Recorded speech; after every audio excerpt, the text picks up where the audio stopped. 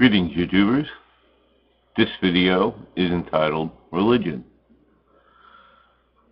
Well, I've been making videos now for a year, maybe a little more. And a lot of my videos talk about religion. And I just want to be, I don't know, I suppose I just wanted to be a little more clear about my position here.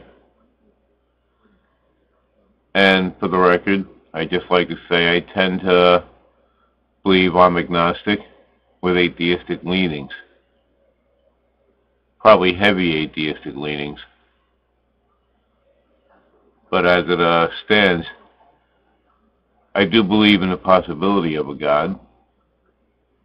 But at this point and presently, there really is no proof of any said God. And part of my problem with religions is that religions are created by men, regardless of any proof or disproof or of any prophet, Messiah, or any other such person,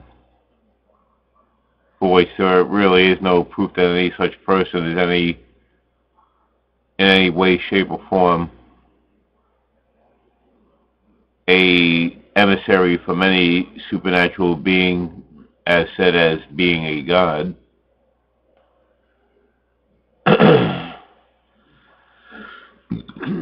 No proof being that there's no proof, and without said proof, it's hard to believe in such a thing for me. That's just the way it is. Now, what my problem being with religions also as being the fact that said religions were created by man, like I said earlier. If you take such holy books as the Bible into account, or even the Quran, such books were put together by men. Okay?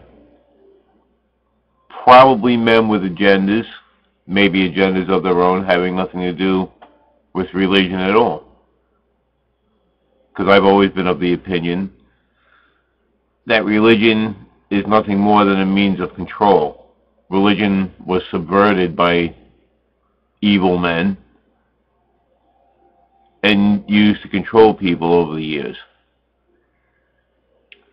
But be that as it may, okay? But getting back to my original point, the books of the Holy Bible and the Quran being the main examples at the moment, these books were written by men, edited by men, assembled by men, all supposedly the words of whatever particular prophet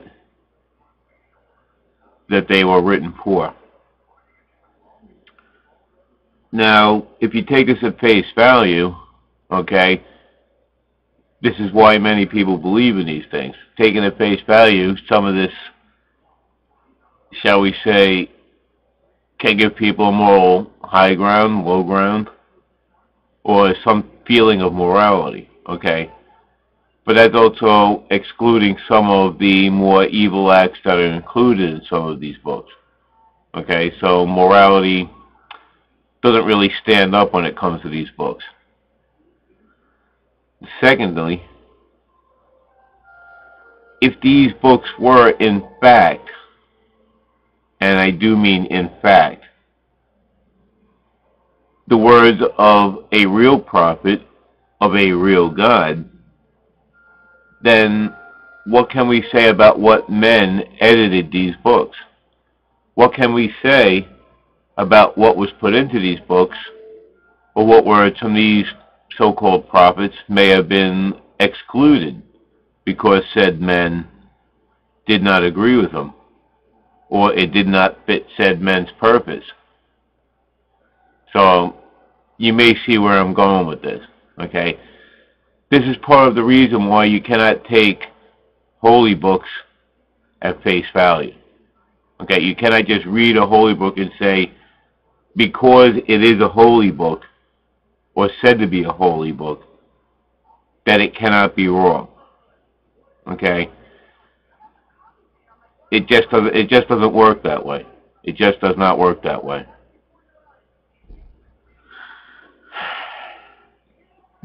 I don't know what else I can say on the subject, okay? These books were made by men, they were edited by men for men's purpose, not any higher power. That's the way I see it, and that's part of the reason why I see a problem with religion. Because you just do not know what was put in, what was put out, or left out, I should say, what may or may not have actually been factual to any person that's actually mentioned in these books, or the prophets themselves that were mentioned in these books. And I know a lot of people will have a problem with this. A lot of people will probably tell me I'm an asshole, I'm a liar. I mean, I don't know what I can tell you. This is what it is, okay? And I can't see why people can't realize this. Now, so many people read books like the Bible, they read books like the Quran, and believe it's the end-all, be-all of their existence, okay? And I find this, to myself, being a rational, reasonable being, pretty much scary, as a matter of fact, because it's people like these that will go to extremes to defend such a belief, and that is probably more scary than just about anything else in the world.